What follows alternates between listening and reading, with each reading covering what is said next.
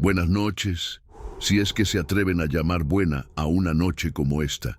Cuando oímos la palabra posesión, pensamos en películas, en gritos, en cabezas que giran, en agua bendita. Creemos que es un evento ruidoso, un ataque frontal. Pero yo vi a mi hermano gemelo, Diego, ser devorado, y fue en silencio. Fue un asedio lento, paciente, como una araña que envuelve a su presa. Lo que le pasó a Diego en nuestra casa en Puebla, México, no fue un accidente, fue una cita. Fue la culminación de algo que empezó hace más de 100 años. He guardado esto por miedo, miedo a que me crean loco, miedo a que, si lo digo en voz alta, la cosa que se llevó a mi hermano sepa dónde estoy. Pero el silencio me está matando. Y les prometo, si se quedan conmigo hasta el final de este relato, les revelaré el secreto aterrador que encontré en la caja de mi madre después de su muerte.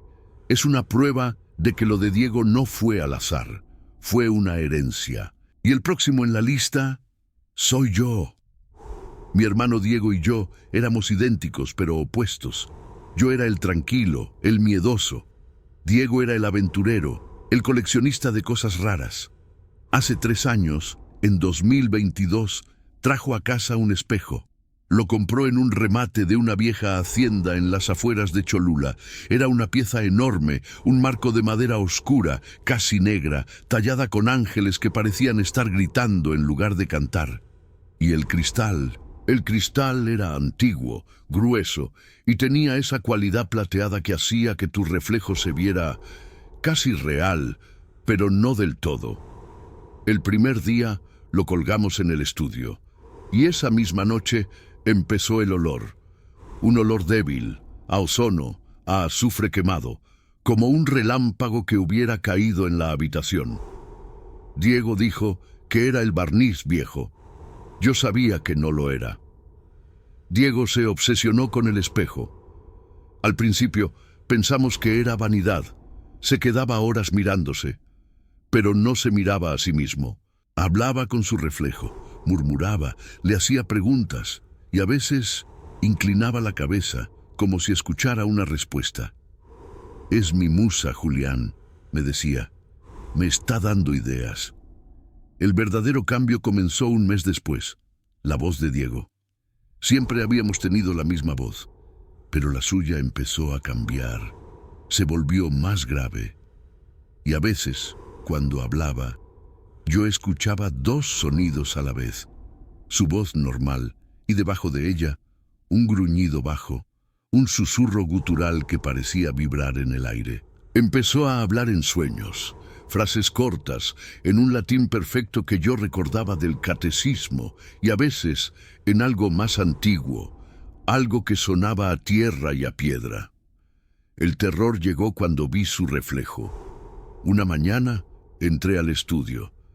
Diego estaba de espaldas al espejo leyendo un libro, pero en el espejo su reflejo estaba de frente, mirándome. Me sonrió, una sonrisa ancha y llena de dientes, mientras el Diego real seguía leyendo, sin moverse. Grité. Diego se dio la vuelta, asustado. ¿Qué te pasa? El reflejo ahora era normal, se movía con él, pero yo lo había visto. La casa se volvió fría. El olor a azufre era insoportable. Nuestra madre, desesperada, llamó al único hombre que se atrevía a escucharla, el padre Miguel, un viejo sacerdote de nuestra parroquia. El padre llegó y lo que vi esa noche rompió mi realidad. Y si ustedes, como yo, han visto algo que la ciencia no puede explicar, algo que los hace dudar de la tela misma de este mundo, necesito que me apoyen. Estas historias son las únicas que existen. Si no las contamos, si ustedes no comentan, si no se suscriben, estas advertencias mueren en la oscuridad. Es vital que sepamos que no estamos solos contra esto. No hay muchas voces dispuestas a hablar. Ayúdenme. El padre Miguel entró al estudio con su estola y su agua bendita. Diego estaba sentado frente al espejo, en una especie de trance. Diego, hijo, empezó el padre, y mi hermano, o la cosa dentro de él, se echó a reír. Una risa que eran 3 risas a la vez. «El hijo ya se fue, anciano», dijo con esa voz doble. El padre Miguel empezó el rito de exorcismo. Fue una batalla. La habitación se volvió tan fría que nuestro aliento se congelaba. Las luces explotaron. El espejo no reflejaba la habitación, reflejaba la cara del padre Miguel, pero la reflejaba podrida, descompuesta, con gusanos saliéndole de los ojos. El padre gritó, pero siguió rezando. La cosa en Diego se enfureció, se puso de pie y habló no con su voz, sino con la voz de la madre del padre Miguel, una mujer que había muerto hacía 20 años. Le habló en italiano, su lengua materna. Le dijo secretos que solo ellos dos podían saber. El padre Miguel se derrumbó, llorando, su fe rota en 1000 pedazos. «El reflejo es más fuerte que la carne, hermanito», me dijo Diego, mirándome con ojos que ya no eran suyos. Esa noche, el padre Miguel se fue, derrotado. A la mañana siguiente, Diego ya no estaba. Simplemente se había ido. La ventana estaba cerrada, la puerta también. Desapareció y el espejo estaba limpio. Era solo un espejo normal. El olor se había ido, el frío también. La policía lo buscó. Nunca lo encontraron. Nuestra madre murió de tristeza 1 año después. Y aquí viene la revelación, la promesa que les hice. Hace 6 meses, limpiando sus cosas, encontré una pequeña caja de madera cerrada con llave. La abrí. Dentro había un daguerrotipo de 1880. Era mi tatarabuelo, un hombre idéntico a nosotros. Y detrás del daguerrotipo una carta. Era de mi tatarabuela. La carta confesaba que su esposo, nuestro ancestro, había hecho un pacto. Había comprado un espejo a una entidad a cambio de riqueza y poder. El precio era el alma del gemelo más fuerte de cada generación alterna. Su generación se salvó, no tuvo gemelos. La de mi abuelo tampoco, pero la nuestra sí, Diego y yo. El pacto decía que el espejo elegiría al más fuerte, al más audaz, y se lo llevaría. Siempre pensé que ese era Diego. Yo era el débil. Pero la revelación final, la que me atormenta, es que me equivoqué. El pacto no era por el más fuerte. La carta decía, el alma más brillante. Y Diego era el aventurero, pero yo era el que sacaba las buenas notas, el que tenía el futuro. Anoche estaba cepillándome los dientes. Miré mi reflejo en el espejo del baño, y por un segundo, solo un segundo, mi reflejo me sonrió. Creo que la cosa del espejo se llevó al gemelo equivocado y ahora sabe dónde encontrarme. Hay pactos que no se firman con sangre, se firman con tu propio reflejo, y esos son imposibles de romper.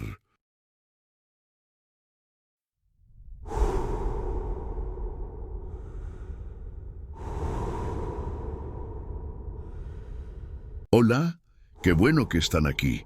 A veces la noche es demasiado silenciosa y los silencios se llenan de cosas que no queremos escuchar. Soy Mariela. Les hablo desde Santa Ana, en El Salvador. En los pueblos pequeños como el mío, el aburrimiento en la adolescencia es un enemigo peligroso. Te hace hacer cosas estúpidas, te hace abrir puertas que deberían, por el amor de Dios, quedarse cerradas. Nosotros abrimos una, y la cosa que entró todavía no se ha ido. Era la noche de Halloween del año 2020, una noche cálida, con amenaza de tormenta. Éramos 3, mi prima Sofía, un chico que nos gustaba a ambas, Ricardo y yo. Teníamos 17 años. Ricardo había encontrado una vieja tabla Ouija en el ático de su abuelo, una tabla pesada, de madera oscura, con letras y símbolos tallados, no pintados. Decidimos que sería divertido usarla en el lugar más aterrador que conocíamos, la finca de los Naranjos, una vieja casona de una plantación de café que llevaba abandonada desde la guerra. Llegamos a la finca. El lugar olía a moho y a murciélagos. Encendimos unas velas en el salón principal, pusimos nuestros dedos en el puntero. Al principio fue aburrido, no pasó nada. Nos reíamos, nerviosos. «Esto no sirve», dijo Ricardo. Sofía, que siempre fue la más sensible, la más abierta, cerró los ojos. «Por favor», susurró, «si hay alguien aquí, hable con nosotros». Y el puntero se movió. Se movió con una fuerza que nos asustó. No éramos nosotros. Se deslizó por la tabla, deletreando una palabra. N-A-D-I-E. Nadie. «¿Cómo te llamas?», preguntamos. «Nadie. ¿Estás solo?». «Sí». Era juguetón. Nos contó chistes malos. Nos dijo que había sido un niño que se perdió en la finca. Le creímos. Pero entonces la tormenta golpeó. Un trueno hizo vibrar la casa. Y el juego cambió. El puntero se volvió frenético. «¿Eres un niño bueno?», pregunté. «No». La temperatura en la habitación cayó en picada. «¿Qué quieres?». El puntero se movió tan rápido que casi nos quema los dedos. A-B-R-I-R. ¿Abrir qué? Le-A. P-U-E-R-T-A. ¿Qué puerta? Y entonces deletreó el nombre de mi prima. S-O-F-I-A. Gritamos. Quitamos los dedos de golpe. Rompimos la regla principal. Nunca debes terminar el juego sin despedirte. Salimos corriendo de la finca bajo la lluvia, dejando la tabla y el puntero en ese salón oscuro. Ojalá la historia terminara ahí. Pero lo que sea que contactamos, se aferró a Sofía. Ella fue la que lo invitó. Al día siguiente, Sofía no era la misma. Estaba ausente. Sus ojos, normalmente brillantes, estaban opacos. Dejó de comer y empezó a tararear. Una melodía infantil, distorsionada, que no conocíamos. Una semana después, su madre la encontró en la finca abandonada. Estaba sentada en el suelo del salón principal, con la tabla Ouija en su regazo, moviendo el puntero ella sola, hablando con la pared. «Nadie dice que ya no está solo», le dijo a su madre con una sonrisa vacía. Sus padres la llevaron a médicos, a psicólogos. Le dieron pastillas, pero la cosa empeoró. Su cuerpo empezó a cambiar. Sus articulaciones hacían ruidos, como clics. A veces la encontrábamos caminando hacia atrás por el pasillo, y el olor empezó a oler a estanque, agua podrida y a metal oxidado. Ya no era mi prima.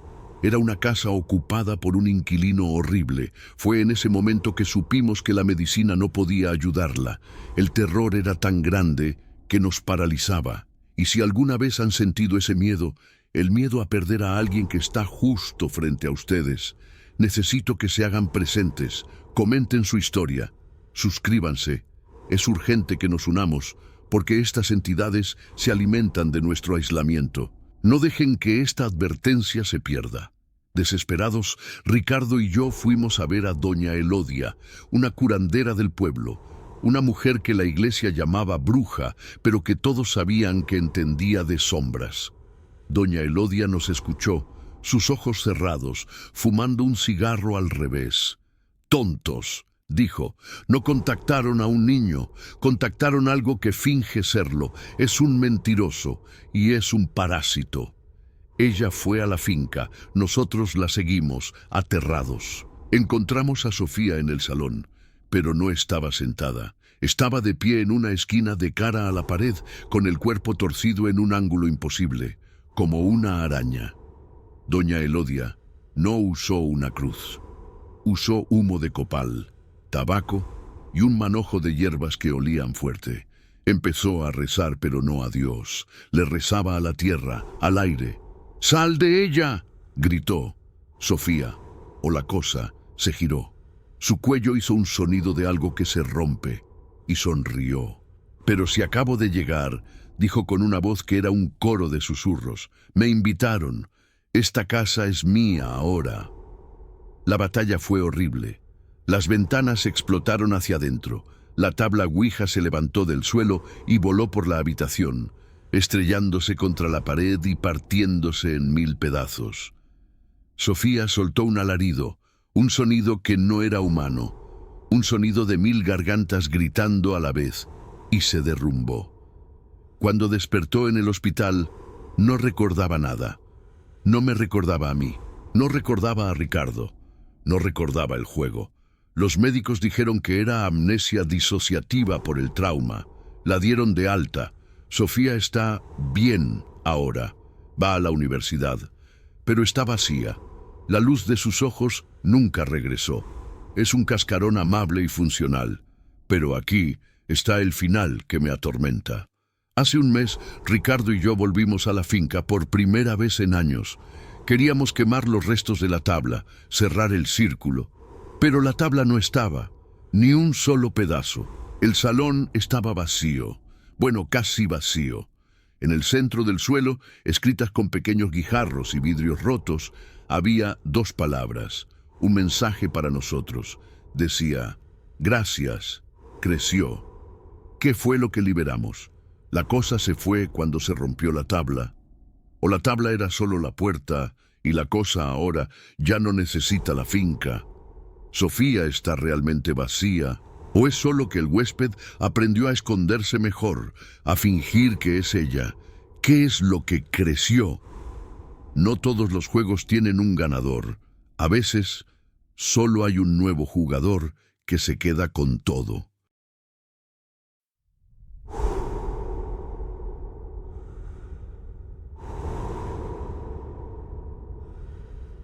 ¿Qué tal? He pasado mucho tiempo en silencio. Hay cosas que la Iglesia te enseña a callar, a guardar bajo el secreto de la confesión, pero el silencio solo hace que el horror crezca, que eche raíces. Mi nombre es Miguel, y hace 15 años yo era seminarista. Estaba a 1 año de tomar mis votos, listo para dedicar mi vida a Dios. Pero una noche, en un pueblo perdido en la Sierra de Durango, México, mi fe no fue probada, fue destrozada. Fui testigo de un exorcismo, y les digo desde ahora, no es como en las películas, es más sucio, más triste, y a veces el demonio gana. Me enviaron como asistente del padre Antonio, un exorcista veterano, un hombre rudo, de fe inquebrantable. Yo era el escéptico, el hombre de ciencia. Pensaba que todo era epilepsia, esquizofrenia. El caso era el de un niño de 14 años llamado Tomás. Vivía en una pequeña ranchería. Los médicos de la ciudad dijeron que era epilepsia del lóbulo temporal con psicosis. Pero las crisis solo ocurrían al atardecer, y durante ellas el niño, que nunca había salido de su pueblo, hablaba un alemán fluido y perfecto. Llegamos a la casa. Era humilde, de adobe, y olía mal, no a suciedad, olía a químico, a azufre, a baterías podridas, un olor que te quemaba la nariz. La familia estaba destrozada. El padre de Tomás nos miró con una mezcla de esperanza y terror. Está en el cuarto, está esperándolos, dijo. Entramos. Tomás estaba atado a su catre de metal. Era un niño flaco, pálido, y estaba sonriendo. Nos miró al padre Antonio y a mí. Por fin, dijo, pero su voz no era la de un niño, era la voz de un hombre de 40 años, con un acento extranjero. El viejo y el niño asustado. ¡Qué par! El padre Antonio no perdió el tiempo. Sacó su estola, su crucifijo, su libro. Comenzó el rito romano, y la cosa dentro de Tomás se empezó a reír. Era una risa que burbujeaba desde su pecho, una risa que se burlaba de todo lo sagrado. Agua, se burló. ¿Crees que me vas a mojar? Y entonces el terror real comenzó. El padre Antonio roció el agua bendita, y en el instante en que las gotas tocaron la piel de Tomás, se convirtieron en vapor, con un sonido siseante, como agua en un comal hirviendo. El niño gritó, pero no de dolor, de rabia. La cosa se dirigió a mí. Yo estaba en la esquina, sosteniendo el libro, temblando. Miguelito, dijo, usando el apodo que solo mi madre usaba. El pequeño Miguel, el que reza a Dios de día, pero en la noche piensa en las mujeres de la ciudad. el que robó dinero del cepillo del seminario en 1998. ¿Crees que tu Dios te escucha? Yo sí. Mi mundo se vino abajo. Eran pecados secretos, pensamientos que nunca había confesado. Mi fe se hizo añicos en ese instante, y la cosa, en la cama, se sentó. Lo que vi en ese momento es la razón por la que dejé el seminario. Y si ustedes han estado frente al mal puro, si han sentido su aliento frío, sabrán por qué estoy hablando ahora. Estas historias son las únicas armas que tenemos. Su suscripción, su comentario, son una luz en una oscuridad que es más real de lo que imaginan. Es urgente que nos escuchen. No dejen que estas advertencias se queden en el confesionario. El cuerpo de Tomás comenzó a contorsionarse. Los huesos crujían. Su cabeza giró hasta un punto que era físicamente imposible, mirándonos por encima de su propia espalda.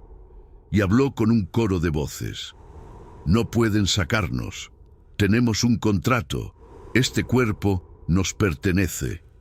El padre Antonio, pálido pero firme, gritó. En el nombre de Cristo dime quién eres. La cosa rió. Somos la deuda. Su bisabuelo, en 1946, nos pidió una buena cosecha, que su ganado no muriera de sed. Nos ofreció lo primero que naciera en esta casa en la tercera generación, y fue este niño. El exorcismo duró toda la noche. Fue una batalla de voluntades, gritos, blasfemias, el olor a azufre tan fuerte que apenas podíamos respirar.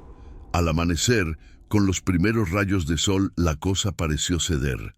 El cuerpo de Tomás se relajó. Soltó un último suspiro, y un humo negro y aceitoso pareció salir de su boca y disiparse en el aire. El olor desapareció. El niño respiraba normalmente. Se había ido. O eso creímos. Dejé el seminario una semana después. No podía rezar, no podía fingir. Durante 15 años trabajé como carpintero, traté de olvidar. Pero hace un mes recibí una carta. Era de un hospicio. El padre Antonio estaba muriendo de cáncer. Me escribió una confesión, decía, Miguel, tengo que decirte la verdad antes de morir. Fallamos esa noche, el demonio nos engañó. En la carta explicaba que la entidad no se fue.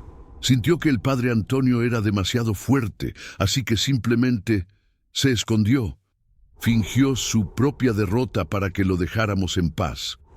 El padre Antonio lo descubrió años después, pero la familia de Tomás ya no quiso escucharlo. Y aquí está el final. El padre escribió, Tomás creció, es un hombre exitoso, es un político local en su región, es amado.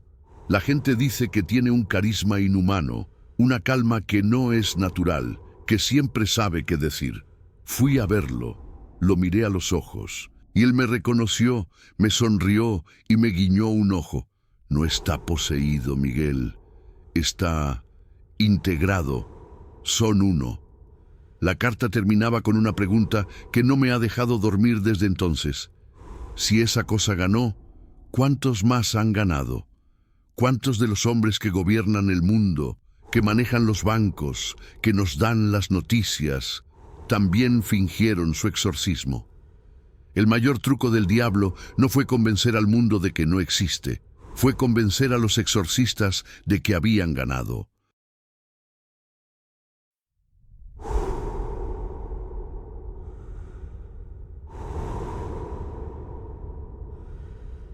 Hola a todos, les hablo esta noche porque ya no sé a quién más recurrir. La policía cree que estoy loca.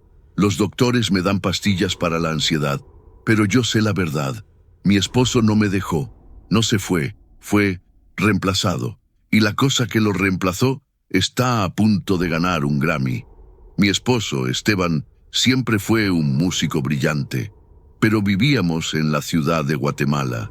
Y aquí, ser brillante no es suficiente. El éxito lo eludía. Lo vi marchitarse, caer en una depresión profunda. Estaba desesperado por un golpe de suerte, por una señal, y creo que la encontró. o ella lo encontró a él. Hace un año empezó a cambiar. Se encerró en su pequeño estudio en casa. Al principio me alegré. Pensé que la musa había vuelto, pero pasaban días enteros sin que saliera. Y la música que escuchaba a través de la puerta era diferente. Era hipnótica, compleja, pero las melodías eran incorrectas. Tenían armonías que hacían que te doliera el estómago, que te ponían nervioso sin saber por qué. Y cuando lograba escuchar su voz, cantaba en un idioma que no era español, ni inglés, ni nada que yo hubiera escuchado.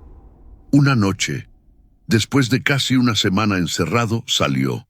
Estaba pálido, increíblemente delgado, pero sus ojos brillaban con una energía eléctrica, febril. «Lo tengo, Isabela», me dijo. «Tengo la canción». Envió esa maqueta. 2 días después, una disquera internacional de Los Ángeles lo llamó. En una semana, estaba en un avión. En un mes, su canción era la número 1 en el mundo. Lo llamaban La Voz Nueva, el prodigio de Guatemala. Yo debería haber estado feliz, pero estaba aterrorizada. El Esteban que volvió de ese primer viaje no era mi Esteban. Seguía pareciéndose a él, pero había cosas pequeñas. Dejó de dormir, por completo. Me decía que no lo necesitaba. Pasaba noches enteras en su estudio, ahora equipado con la mejor tecnología, creando música sin parar. Y su voz al hablar, empezó a tener un eco, una sutil armonía, como si 2 personas hablaran exactamente al mismo tiempo que él, en un tono perfecto. Y el olor, un olor extraño, a agua estancada, a cobre y a azúcar quemada, que parecía salir de sus poros. Una noche no pude más. Entré al estudio mientras él creaba. La música era ensordecedora, pero hermosa y horrible. «Esteban, ¿qué te pasa? ¿Qué te metiste? ¿Qué tomaste?» Él se giró con esa energía brillante y esa sonrisa que ya no llegaba a sus ojos. «No tomé nada, mi amor. Hice un intercambio, una colaboración». Señaló un rincón del estudio. Allí, en un pedestal, había un viejo gramófono de cilindros de cera, uno que yo nunca había visto. Ella me da las canciones, me da la voz, y yo solo le presto mi garganta. Soy su altavoz. Y aquí viene el terror. Lo que vi no fue un demonio de cuernos y cola. La posesión no era violenta. Era un contrato. Era simbiótica. Él no estaba poseído por un ser. Estaba poseído por un sonido. Una entidad que existía como una frecuencia, una melodía parasitaria.